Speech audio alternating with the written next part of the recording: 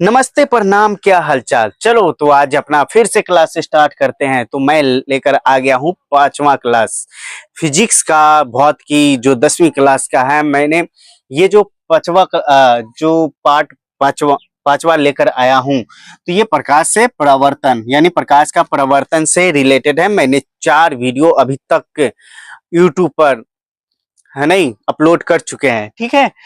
तो जो प्रकाश के परावर्तन से रिलेटेड है 10वीं क्लास का, आई होप कि आप उसको बढ़िया तरीके से आप जरूर देखे होंगे।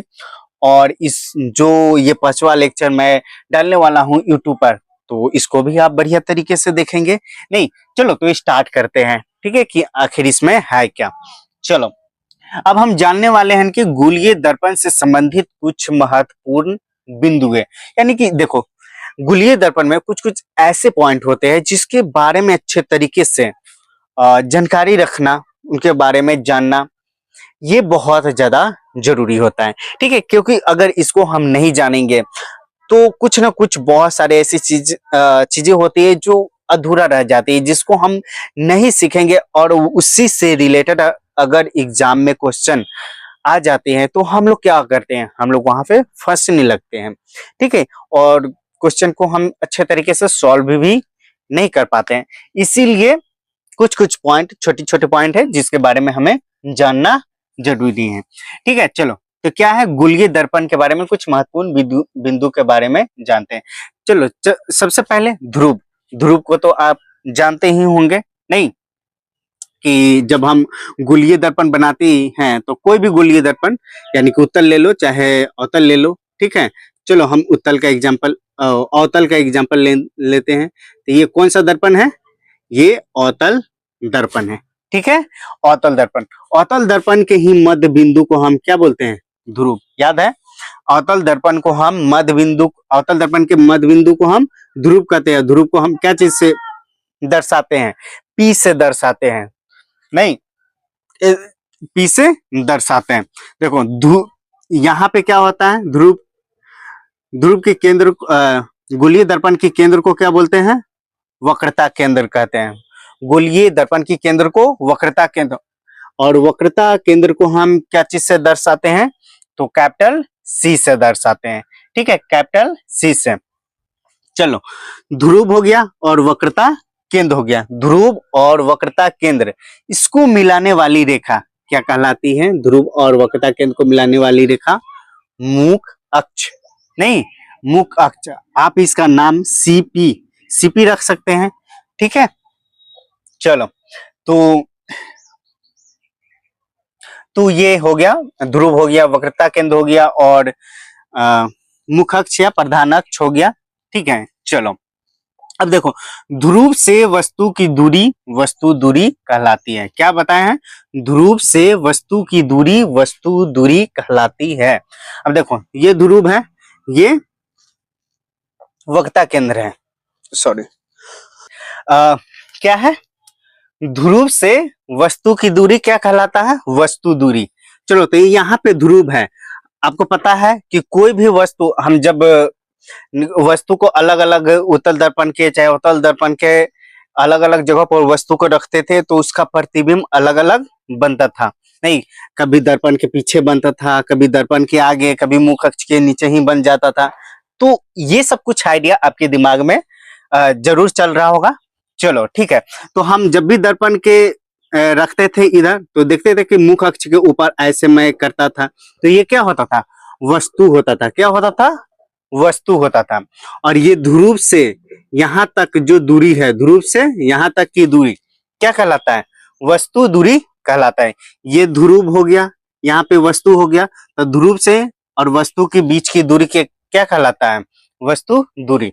आई होप इस बात को आप समझ गए होंगे, ठीक है, कि ध्रुव से वस्तु की दूरी वस्तु दूरी या प्रतिबिंब दूरी कहलाता है। वस्तु दूरी को क्या चीज से दर्शाते हैं? वस्तु की दूरी को हम यू से दर्शाते हैं। क्या चीज से दर्शाते हैं? यू से, राइट। चलो, तो वस्तु की दूरी को हम क्या चीज से दर्शाते हैं? यू से दर्शाते हैं। तो वस्तु दूरी, इसको हम बिंब दूरी भी बोल सकते हैं। इसको क्या चीज से दर्शाते हैं? यू से दर्शाते हैं। चलो, अब आपने ना एक चीज और गौर किया होगा, प्रतिबिंब, प्रतिबिंब के बारे में। तो प्रतिबिंब क्या होता था कि या तो दर्पण के पीछे बनता था, या दर्पण के आगे बनता था, मुख अक्ष के नीचे या मुख अक्ष के ऊपर, नहीं, वस्तु से छोटा या बड़ा बनता था, उसी को ना प्रतिबिंब बोलते थे। ठीक है, तो वो जो प्रतिबिंब होता है, तो वस्तु, ये जो ध्रुव है, ध्रुव से या तो इधर बन गया, या तो इधर बन गया, या तो इधर बन गया। तो ये जो ध्रुव है, ध्रुव से और प्रतिबिंब, ध्रुव से प्रतिबिंब की दूरी क्या कहलाता है? प्रतिबिंब दूरी कहलाता है। ध्रुव से प्रतिबिंब की दूरी क्या कहलाएगा?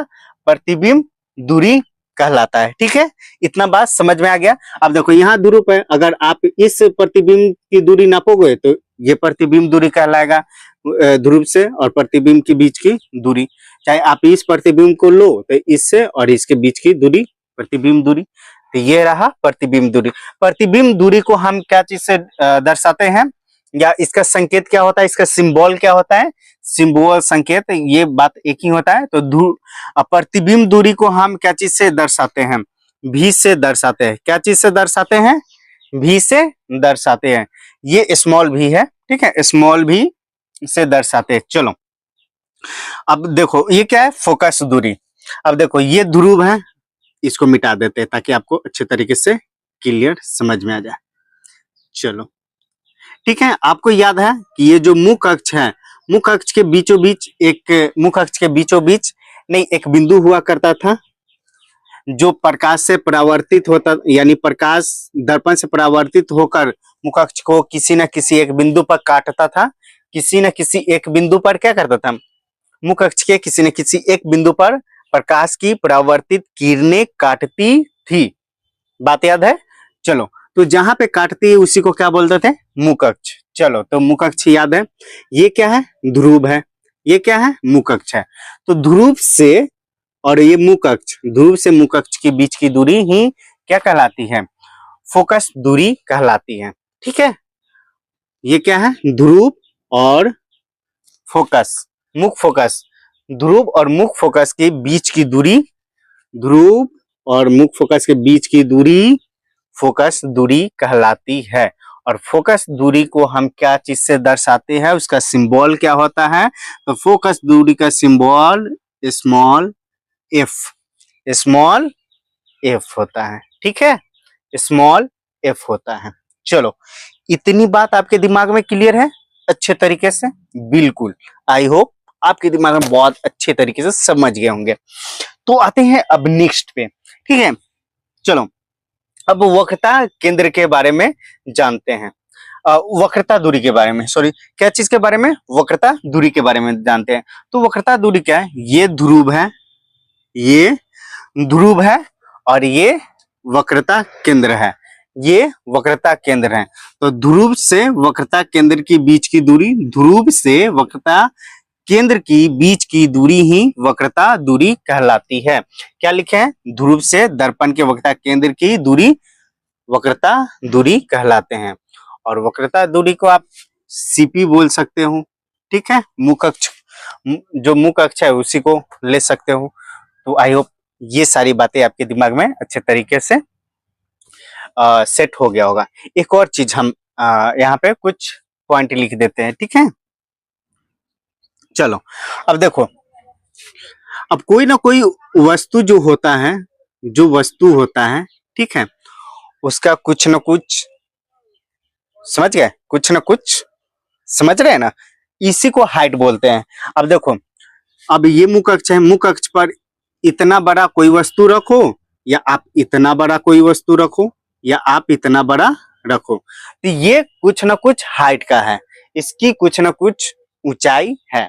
तो ये वस्तु की कुछ ना कुछ ऊंचाई है। मान गए कि ये 1 मीटर की है, मान गए कि ये 2 मीटर के हैं, ये 3 मीटर के हैं, तो कुछ ना कुछ इसकी ऊंचाई है, नहीं? तो इसको बोलते हैं वस्तु की ऊंचाई। क्या बोलते हैं? वस्तु की ऊंचाई। जो वस्तु का साइज होता है, वस्तु का साइज होता है, वो क्या कहलाता है? वस्तु की ऊंचाई कहलाता है। तो वस्तु की ऊंचाई, ठीक है, वस्तु की ऊंचाई जो होता है, वस्तु का साइज होता है, वस्तु का साइज होता है, वस्तु का साइज बताता है। क्या बताता है? साइज बताता है। ठीक है, चलो अब जिस तरीके से वस्तु छोटा है या बड़ा है, उसी तरीके से इसका प्रतिबिंब भी तो छोटा या बड़ा बनता होगा, उसका भी साइज होगा। नहीं, जो इधर प्रतिबिंब याद है कि इधर प्रतिबिंब बनता था या मुकक्ष के ऊपर या नीचे, ये जो मुकक्ष है नहीं तो नीचे प्रतिबिंब बनता था, नहीं तो ऊपर बनता था, ये बात याद है। तो इसमें जो होता था ना, ठीक है, इसमें जो होता था इसका भी कुछ न कुछ हाइट है, तो उसी तरीके से प्रतिबिंब का भी कुछ ऊंचाई होता है। तो प्रतिबिंब की ऊंचाई, प्रतिबिंब की ऊंचाई, ठीक है, यानी प्रतिबिंब की ऊंचाई एक तरीके से प्रतिबिंब का साइज बताता है। क्या बताता है? प्रतिबिंब का साइज, प्रतिबिंब का साइज बताता है। तो वस्तु की ऊंचाई को हम एच से दर्शाते हैं और प्रतिबिंब की ऊंचाई को हम एच डैश से दर्शाते हैं। ठीक है, तो आई होप कि ये सारी बातें आपके दिमाग में अच्छे तरीके से सेट कर गया होगा। ठीक है, आपको समझ में आ गया होगा। तो अब चलते हैं हम दर्पण सूत्र के तरफ। ठीक है, तो हम चिन्ह परिपाटी के बारे में पढ़ते हैं। क्या चीज के बारे में? चिन्ह परिपाटी। चिन्ह परिपाटी दर्शाने से पहले ना हम कुछ निर्देशांक ज्यामिति के बारे में पढ़ते हैं। अपनी निर्देशांक ज्यामिति के बारे में कहीं ना कहीं आप 7-8 में पढ़े ही होंगे, 9th में भी थोड़ा बहुत जाने होंगे, लेकिन 10वां में इसको 10वीं क्लास में इसको अच्छे तरीके से इसके बारे में पढ़ना है। ठीक है, तो उसके बारे में हम लोग अच्छे तरीके से जानते हैं। देखो, निर्देशांक ज्यामिति हमें क्या बताती है? सबसे पहले हम क्या बनते हैं? अवतल दर्पण के बारे में जानते हैं। तो पहले अवतल दर्पण बनाते हैं। ये क्या है? अवतल दर्पण। अवतल दर्पण के मध्य बिंदु को हम ध्रुव करते हैं। इसकी वक्रता त्रिज्या को सॉरी वक्रता केंद्र को वक्रता केंद्र कहते हैं। चलो, ये क्या हो गया? मुकक्ष। ये हो गया अवतल दर्पण में मुख फोकस। चलो, तो इसका निर्देशांक ज्यामिति में ऐसा क्या है कि इसके बारे में जानना जरूरी है। चलो, आपको निर्देशांक ज्यामिति याद है, जब ये ध्रुव है, ध्रुव को आगे बढ़ाओगे, ठीक है, ध्रुव से ही ये जो दर्पण है अवतल दर्पण, इसको बीचों बीच काटोगे। तो याद है ऐसे हम बनाते थे? नहीं, ऐसे बनाते थे अपनी क्लास में। तो ये वाला बीच वाला बिंदु क्या बनता था? मूल बिंदु। नहीं, मूल बिंदु ये वाला याद है, ये वाली बातें। ये एक्स एक्सिस यानी एक्स अक्ष, एक्स डैश अक्ष, वाई अक्ष, एक्स अक्ष, वाई अक्ष, एक्स डैश अक्ष और वाई डैश अक्ष, ये वाली सारी बातें याद है। सेम टू सेम इसी पैटर्न पर ये काम करेगा। ठीक है, चलो, ये सेम टू सेम इसी पैटर्न पर, मतलब इसी आधार पर, इसी तरीके से ये काम करेगा। ठीक है, तो ये जो ध्रुव है, ये जो ध्रुव है, इसको हम क्या बना लेंगे? मूल बिंदु बना लेंगे। ठीक है, मूल बिंदु, इसको बीचों बीच इसको डिवाइड करेंगे, मुख अक्ष को दो तरफ अवतल दर्पण के। ठीक है, अब देखो, इसको क्या मान लो आप? एक्स अक्ष, वाई अक्ष, एक्स से इधर एक्स डैश अक्ष, वाई से इधर वाई डैश, इधर चलता है धनात्मक। आप जब मूल बिंदु के बीचों बीच आप खड़ा रहते हो तो दाहिने तरफ प्लस में जाता है, क्या जाता है? धनात्मक होता है। क्या होता है? धनात्मक। और जब इधर होता है, नहीं, इधर ऋणात्मक। उसी तरीके से ऊपर वाला क्या होता है? धनात्मक, और नीचे वाला ऋणात्मक। याद है? इसके बारे में अच्छे तरीके से आपने समझा है। तो जब इधर चलते हैं तो प्लस में यानी कि धनात्मक होता है, नहीं, चिन्ह परिपाटी में, और ऊपर की तरफ चलते हैं तो ये भी धनात्मक होता है, प्लस यानी कि धनात्मक। ठीक है, और इधर चलते हैं तो ये क्या होता है? ऋणात्मक। ये 5वीं क्लास में भी पढ़ा होगा आपने ज्यामिति के बारे में। चलो, और नीचे जाते हैं तो क्या होता है? ये भी ऋणात्मक होता है। क्या होता है? ऋणात्मक। याद है? ऋणात्मक। चलो, तो इसके बारे में अच्छे तरीके से आप जरूर वाकिफ है, या इसको अच्छे तरीके से आप जानते भी है कहीं ना कहीं। चलो, तो अब देखो हमने क्या लिखा है कि अवतल दर्पण की वक्रता त्रिज्या, अवतल दर्पण में वक्रता त्रिज्या किधर होता है? इधर होता है। अवतल दर्पण में ये जो वक्रता त्रिज्या है, ये क्या है? वक्रता त्रिज्या। वक्रता त्रिज्या किधर होता है? अवतल दर्पण में नहीं, मूल बिंदु के बाई तरफ, मूल बिंदु के, ये मूल बिंदु, मूल बिंदु के बाई तरफ, मूल बिंदु के बाई तरफ, इधर बायां होता है, इधर दाहिना। तो जो मूल बिंदु हो, ये क्या है, मूल बिंदु। मूल बिंदु के बाई तरफ ही वक्रता, अवतल दर्पण में बाई तरफ वक्रता त्रिज्या होता है, फोकस दूरी भी बाई तरफ होता है। आप जानते हो कि बाई तरफ जो मुख्य अक्ष होता है उस पर होने वाले जितने भी वक्रता त्रिज्या हो या फोकस दूरी हो, वो हमेशा क्या होगा, ऋणात्मक होगा। तो निर्देशांक ज्यामिति हमें क्या बताती हैं कि निर्देशांक ज्यामिति ये बताती है कि अवतल दर्पण का फोकस दूरी, फोकस दूरी हो, वक्रता त्रिज्या हो, चाहे वस्तु दूरी हो, आप वस्तु इधर ही रखते हो ना, आप वस्तु इधर रखते हो तो वस्तु दूरी हो, अब वस्तु दूरी और फोकस दूरी और वक्रता त्रिज्या हमेशा क्या होता है, ऋणात्मक होता है। ये अक्सर ऋणात्मक होगा, क्या होगा, अक्सर ऋणात्मक होगा। अगर प्रतिबिंब इधर ही बने तो अवतल दर्पण में वस्तु दूरी हो गया, वस्तु दूरी, प्रतिबिंब दूरी, ठीक है, वस्तु दूरी, प्रतिबिंब दूरी, फोकस दूरी, फोकस दूरी, वक्रता त्रिज्या, वक्रता त्रिज्या, ठीक है। वक्रता त्रिज्या क्या होता है, वक्रता त्रिज्या धनात्मक होता है, वक्रता त्रिज्या धनात्मक होता है। फोकस दूरी, सॉरी, वक्रता त्रिज्या अवतल दर्पण में इधर होता है, यानी मूल बिंदु के बाईं तरफ, मतलब कि ऋणात्मक, क्या होगा, ऋणात्मक, क्या होगा, ऋणात्मक। फोकस दूरी मूल बिंदु के बाईं तरफ है, इसका मतलब ऋणात्मक, ठीक है। वस्तु दूरी, वस्तु दूरी, वस्तु कहाँ है, मुख्य अक्ष के ऊपर है, मुख्य अक्ष के ऊपर, यानी कि वाई एक्सिस के समान है, वाई एक्सिस। तो ऊपर जाने वाले क्या होता है, धनात्मक होता है, क्या होता है, धनात्मक होता है। तो इसका मतलब वस्तु दूरी क्या होना चाहिए, धनात्मक होना चाहिए, वस्तु दूरी धनात्मक होना चाहिए। प्रतिबिंब दूरी, अब देखो, अब ये प्रतिबिंब बताता है कि इसका धनात्मक होगा अवतल दर्पण में कि ऋणात्मक होगा। इसके ऊपर डिपेंड करेगा कि ये किस एक्सिस के समान बन रहा है।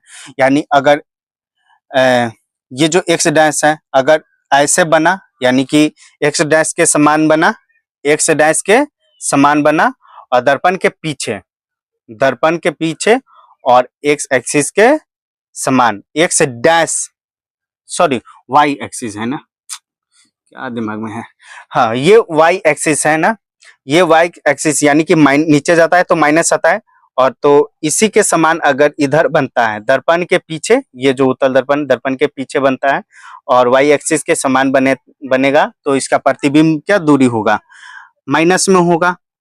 क्या होगा, दर्पण के पीछे यानी कि धनात्मक होगा, क्या होगा। हाँ तो चलो हम प्रतिबिंब दूरी के बारे में जानते हैं, ठीक है। प्रतिबिंब दूरी क्या है, प्रतिबिंब दूरी अब देखो, ध्रुव से, ये ध्रुव है, अगर ध्रुव के इधर ही प्रतिबिंब बनता है, ध्रुव के इधर ही प्रतिबिंब बने, यानी कि बाएं साइड प्रतिबिंब बने, तो क्या बनता है, अवतल दर्पण में, अगर अवतल दर्पण में प्रतिबिंब दर्पण के बाईं ओर बने तो ऋणात्मक क्या होगा, ऋणात्मक, बायां, ये क्या होगा, बायां तरफ बनेगा। तो अगर यही प्रतिबिंब दायां के तरफ बनता है, किधर, इधर दाएं के तरफ बनता है, तो प्रतिबिंब दूरी क्या कहलाएगा, अवतल दर्पण में प्रतिबिंब दूरी धनात्मक कहलाएगा, क्या होगा, धनात्मक कहलाएगा। तो इतनी सारी बातें आपके दिमाग में सेट हो गया होगा, ठीक है। अब देखो, चलो अभी इस पे आते हैं, उत्तल दर्पण में देखते हैं, उत्तल दर्पण में क्या है, उत्तल दर्पण में इसको देखते हैं कि आखिर कैसे इसमें है, ठीक है। देखो उत्तल दर्पण, तो उत्तल दर्पण आपको पता है बाहर की ओर पेटला की तरफ निकला होता है उत्तल दर्पण, राइट। मध्य बिंदु को ध्रुव, वक्रता केंद्र अंदर की तरफ, नहीं मुख्य अक्ष, इसको वक्रता त्रिज्या भी मान सकते हैं। चलो अब देखो, यही आप बनाओ, ध्रुव, ध्रुव के इस तरफ क्या है, वक्रता त्रिज्या ध्रुव के किधर है, ध्रुव के बायां है कि दाहिना, तो वक्रता, वक्रता केंद्र हो गया, वक्रता त्रिज्या, मुख्य फोकस, सब क्या हो गया उत्तल दर्पण में, सब बाईं तरफ है, क्या है, निर्देशांक ज्यामिति अगर बनाते हैं तो सब इसमें मुख्य फोकस हो गया, वक्रता त्रिज्या होगा, केंद्र हो गया, सब किस तरफ है, सब दाएं तरफ है। इसका मतलब दाएं तरफ जो भी होता है वो क्या होता है, धनात्मक होता है, क्या होता है, क्योंकि एक्स एक्सिस, एक्स अक्ष पर, तो इधर ही सब धनात्मक होगा। तो इसमें क्या होता है, उत्तल दर्पण की वक्रता, त्रिज्या, फोकस दूरी, ये सब क्या होगा, धनात्मक होगा। वक्रता, ये जो वक्रता त्रिज्या है, तो वक्रता त्रिज्या आर धनात्मक, ठीक है। मुख्य फोकस, फोकस दूरी क्या कहलाएगा, फोकस दूरी इधर ही है, यानी कि ध्रुव के दाईं तरफ है, ध्रुव के दाईं तरफ है, यानी धनात्मक होगा। अब देखो इसका प्रतिबिंब दूरी, वस्तु दूरी इसका देखें तो वस्तु दूरी को वाई बोलते हैं। तो वस्तु दूरी, वस्तु हमेशा कहाँ होता है, ध्रुव के बाईं ओर होता है। वस्तु की दूरी हमेशा कहाँ होता है, बाईं के तरफ होता है, बाईं के तरफ होता है। इसका मतलब ये ऋणात्मक होगा। क्या होगा, ध्रुव से बाईं की तरफ उत्तर दर्पण में होता है, याद रखना। तो ये क्या होगा, वस्तु दूरी ऋणात्मक होगा। और प्रतिबिंब दूरी, तो प्रतिबिंब दूरी को हम तो v से डिनोट करते हैं, मतलब इसको दर्शाते हैं। तो प्रतिबिंब दूरी, अब देखो उत्तल दर्पण में प्रतिबिंब ध्रुव के दाहिना भी बनता है, ध्रुव के बायां भी बनता है, ठीक है।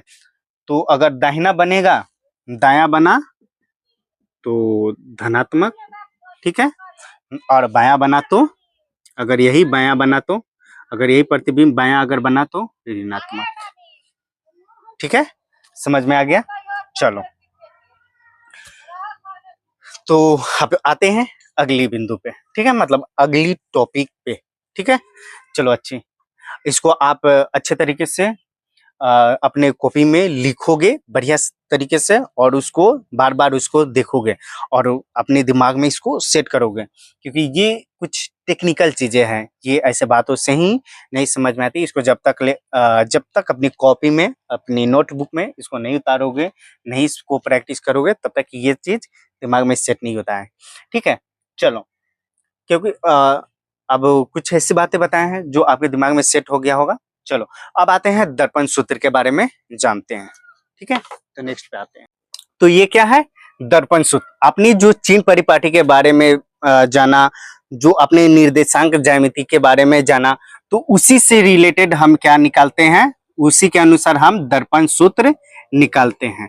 तो ये अवतल दर्पण के लिए भी यूज हो सकता है, और ये उत्तल दर्पण के लिए भी यूज हो सकता है। एक 1/v, 1/v, 1/u, 1/f है, ठीक है। v मतलब, तो ये फॉर्मूला है दर्पण सूत्र का, ठीक है, ये दर्पण सूत्र का फॉर्मूला है। इसी से ही हम क्या करते हैं, कुछ न्यूमेरिकल सॉल्व करते हैं, ठीक है। ये फॉर्मूला कैसे बनता है, ठीक है, और कुछ चीजें जो मैंने छोड़ी है टेक्निकल चीजें, तो उसको मैं इस वीडियो में नहीं बताने वाला हूं। अगर आपको लगे कि हाँ उसको बताना चाहिए, हमको उस पर वीडियो बनाना चाहिए, तो आप जरूर उसके बारे में आप यूट्यूब में कमेंट करेंगे, आप कमेंट बॉक्स में कमेंट छोड़ेंगे, कमेंट बताएंगे कि आपको हाँ उसके बारे में जानना है, तो हम अच्छे तरीके से उसको एक्सप्लेन के साथ हम एक अलग से डेडिकेटेड वीडियो बना देंगे, ठीक है, और उसको यूट्यूब पर अपने पर डाल देंगे, ठीक है। चलो, तो ये क्या है, आप दर्पण सूत्र के आप इसको यूज कर सकते हो या आप इसको भी यूज कर सकते हो, ठीक है। आप जानते हो कि उत्तल दर्पण हो या अवतल दर्पण, ध्रुव नहीं, वक्रता केंद्र, और ये क्या कहता है, मुख्य अक्ष, या इसको त्रिज्या भी बोल सकते हैं। ध्रुव इसको क्या कहता है, मुख्य अक्ष, या ये जो वक्रता त्रिज्या है, हमेशा ध्रुव क्या होता है, मुख्य फोकस क्या होता है, मुख्य फोकस जो होता है वक्रता त्रिज्या को क्या करता है, दो हिस्से में बांटता है, दो हिस्से में, एक इधर एक इधर। इसीलिए इसे हम मुख्य फोकस बराबर ये लिख सकते हैं, मुख्य फोकस बराबर r/2 लिख सकते हैं, r/2, r/2, ठीक है। क्योंकि ये जो मुख्य फोकस है त्रिज्या को दो हिस्से में करते हैं, तो ये त्रिज्या और दो हिस्से मतलब दो भाग। चलो, तो इतनी बातें समझ में आ गई। आप मुख्य फोकस के बदले में आप ये भी यूज कर सकते हो, ठीक है। चलो, तो इतनी सारी बातें समझ में आ गई। चलो, तो ये दर्पण सूत्र भी आ गया आपको, आप ज्यादा होगा बेहतर आप इसका इस्तेमाल करना। चलो, अब आते हैं आवर्धन के बारे में समझते हैं, ठीक है। चलो, चलो तो आवर्धन के बारे में जानते हैं। ये आवर्धन होता क्या है, यानी कि मैग्निफिकेशन होता क्या है। आप जब भी मोबाइल से फोटो खींचते हो तो एक प्रॉपर वे में मोबाइल से फोटो खींच लेते हो, और जब मोबाइल की स्क्रीन पर हाथ ऐसे ऐसे करते हो, ऐसे ऐसे, तो क्या करता है, ऐसे ऐसे करते हो तो जूम करते हो, तो जूम करते हो तो क्या होता है कि फोटो का साइज, यानी कि आपकी तस्वीर की साइज, आपकी फोटो, आप अपने फोटो को क्या करते हो, जूम करके बड़ा करके देखते हो। नहीं, उसी तरीके से आवर्धन बताता है हमारा कि हमारा प्रतिबिंब प्रतिबिंब कितना बड़ा बन रहा है, कितना बड़ा बन रहा है, यानी कि जो वस्तु है, वस्तु से हमारा प्रतिबिंब बड़ा बन रहा है या छोटा बन रहा है, यानी कि मैग्निफिकेशन करके देखते हैं। एक तरीके से जूमिंग की तरह काम करता है। चलो, तो आवर्धन क्या होता है, देखो, आवर्धन होता है प्रतिबिंब की ऊंचाई और वस्तु की ऊंचाई के अनुपात को हम आवर्धन कहते हैं। यानी प्रतिबिंब की ऊंचाई, प्रतिबिंब की ऊंचाई, एच डैश मतलब प्रतिबिंब की ऊंचाई, एच मतलब वस्तु की ऊंचाई। जब प्रतिबिंब की ऊंचाई में वस्तु की ऊंचाई से भाग देते हैं, प्रतिबिंब की कुल ऊंचाई में वस्तु की ऊंचाई से भाग देते हैं, यानी कि उसका अनुपात निकालते हैं, उसी को हम क्या बोलते हैं, आवर्धन। आवर्धन को हम एम से दर्शाते हैं, उसका संकेत सिंबल एम होता है।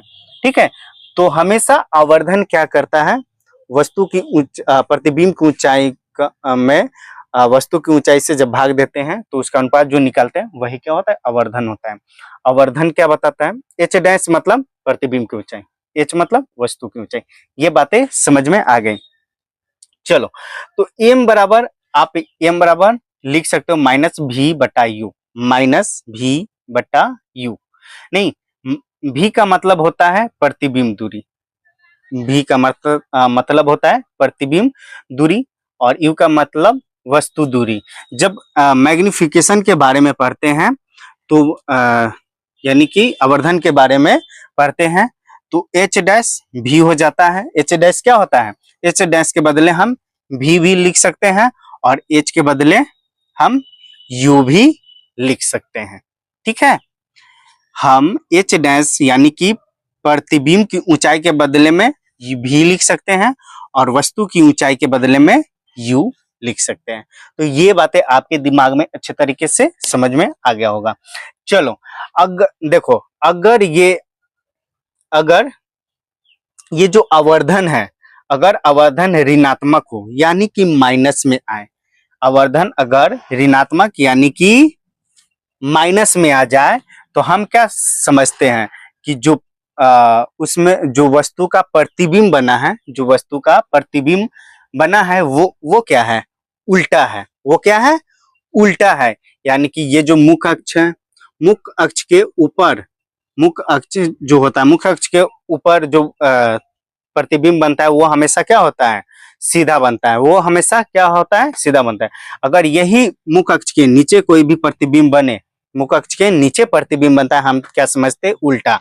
इसका मतलब कि प्रतिबिंब जो होता है उल्टा बनेगा और वास्तविक बनेगा, उल्टा और वास्तविक। माइनस में आने का मतलब, आवर्धन अगर माइनस में आए इसका मतलब समझते हैं कि प्रतिबिंब उल्टा होगा, वास्तविक होगा, अर्थात कि मुख्य अक्ष के नीचे होगा, मुख्य अक्ष के नीचे। ठीक है, ये जो मुख्य अक्ष है, मुख्य अक्ष के नीचे। चलो, अगर वही आवर्धन धनात्मक हुआ, यानी कि ये माइनस में ना आकर क्या चीज में आए, प्लस में, यानी कि धनात्मक आए, तो हम क्या समझते हैं कि प्रतिबिंब सीधा बनेगा और ये आभासी होगा, सीधा बनेगा और ये आभासी बनेगा। ठीक है, सीधा बनने का मतलब है कि मुख्य अक्ष के ऊपर बनेगा, मुख्य अक्ष के ऊपर बनेगा, और आभासी मतलब कि दर्पण के पीछे। आभासी मतलब ये जो दर्पण बनाते हो ना, उत्तल अवतल दर्पण, तो हमेशा दर्पण के पीछे बनने वाला प्रतिबिंब क्या होता है, आभासी होता है। तो आभासी हमेशा सीधा बनता है, आभासी क्या होता है, हमेशा सीधा बनता है। चलो, ये बातें आभासी, कभी कभी ये बातें समझ में आ गई। चलो, अब देखो, वस्तु मुख्य अक्ष के ऊपर, जब वस्तु को मुख्य अक्ष के ऊपर रखते हैं तो हमेशा क्या होता है,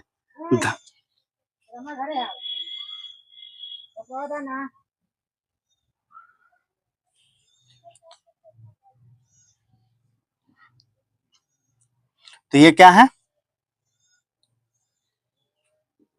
तो ये क्या है? दर्पण है, उत्तल दर्पण लो या अवतल दर्पण, ठीक है। वस्तु अगर मुख अक्ष के, देखो ये जो मुख अक्ष है, मुख अक्ष के हमेशा वस्तु क्या होता है? ऊपर ही होता है। मुख अक्ष के ऊपर वस्तु रहता है। तो जब भी वस्तु मुख अक्ष के ऊपर रखते हैं तो उसको हमेशा धनात्मक में मानते हैं। क्या मानते हैं? धनात्मक में मानते हैं, ठीक है। अब ये आभासी प्रतिबिंब की ऊंचाई, देखो आभासी प्रतिबिंब क्या होता है? दर्पण के पीछे बनता है। आभासी प्रतिबिंब दर्पण के पीछे बनता है, यानी कि इस पे बनता है। तो ठीक है, तो इसको हम क्या बनते हैं? मानते हैं कि ये इसका भी धनात्मक है। इसका भी क्या होगा? प्रतिबिंब की ऊंचाई क्या होता है? हमेशा धनात्मक होगा। और वास्तविक प्रतिबिंब है, इसका मतलब है कि मुख अक्ष के नीचे बनेगा। मुख अक्ष के नीचे बनेगा, तो नीचे बनेगा मतलब कि उल्टा, और उल्टा को हमेशा हम ऋणात्मक मानते हैं। तो क्या होगा? ये ऋणात्मक होगा। चलो, तो आई होप प्रकाश के परावर्तन से रिलेटेड सारे वीडियो, मतलब प्रकाश से परावर्तन के से रिलेटेड ये क्लास खत्म हुआ। अब हम लोग जो नेक्स्ट स्टार्ट करने वाले हैं, प्रकाश का अपवर्तन से रिलेटेड पढ़ने वाले हैं, यानी कि प्रकाश के अपवर्तन के बारे में पढ़ेंगे, ठीक है। तो उसको स्टार्ट हम लोग करेंगे। तो आई होप इसमें जो बताया है उसको अच्छे तरीके से आपने समझ गए होंगे, ठीक है। इसको आप एक बार और देखोगे, बढ़िया से देखोगे, एक बार और देखोगे रिवीजन के लिए, ठीक है, ताकि जो भी इसका कॉन्सेप्ट है, जो भी इसमें बताई गई बातें हैं, वो आपके दिमाग में और भी अच्छे तरीके से सेट हो जाए परमानेंटली, ठीक है। तो इसको आप लिखोगे कॉपी में और याद करोगे। जितना 5 वीडियो में हमने बनाया है उसका जरूर आप एक प्रॉपर नोट बनाए ही होंगे, ठीक है। आप नोट्स धीरे धीरे अवेलेबल करवाएंगे जब तक अभी वीडियो यूट्यूब पे डाल रहे हैं, ठीक है। इसका आप इसी से नोट्स बना लोगे, वीडियो को रोक रोक कर आप नोट्स बना लेना, ठीक है। चलो, तो आपको अच्छा लगा होगा ये वीडियो। अपने दोस्तों को जरूर इसको शेयर करो, क्योंकि मेरे मकसद है कि अपने दोस्त, आप खुद को एजुकेट करो और अपने दोस्तों को भी एजुकेट करो, शिक्षित बनाओ। क्योंकि आज के दिक्कत ये है ना कि हम शिक्षित होना चाहते हैं, हम अपने आस पड़ोस को शिक्षित नहीं बनाना चाहते। यानी कि आप ये चाहते हो कि आप साफ सुथरा रहना चाहते हो, आप साफ सुथरी जगह में रहना चाहते हो, लेकिन अपने आसपास के माहौल को कचरा यानी कि गंदा रखना चाहते हो। तो भाई अगर ऐसी सोच है ना, आप कितना भी साफ सुथरा हो जाओ, लेकिन अगर आसपास के माहौल, आसपास की चीजें अगर गंदी रही ना, ठीक है, तो इससे आप ही को दिक्कत है, इससे आप ही को नुकसान होने वाला है। इसलिए खुद शिक्षित बनो और दूसरे को भी शिक्षित करो, क्योंकि शिक्षा ही वैसा चीज है ना जो आपकी माहौल को ना बहुत ही शुद्ध बनाते हैं, आपके आसपास कोई एरिया को शुद्ध बनाता है। इसलिए शिक्षित बनो और सबको शिक्षित करो, ताकि इन्वायरमेंट भी अच्छे रहें और आप भी जिंदगी का एंजॉय करो, ठीक है। तो मिलते हैं प्रकाश का अपवर्तन लेकर, ठीक है। चलो।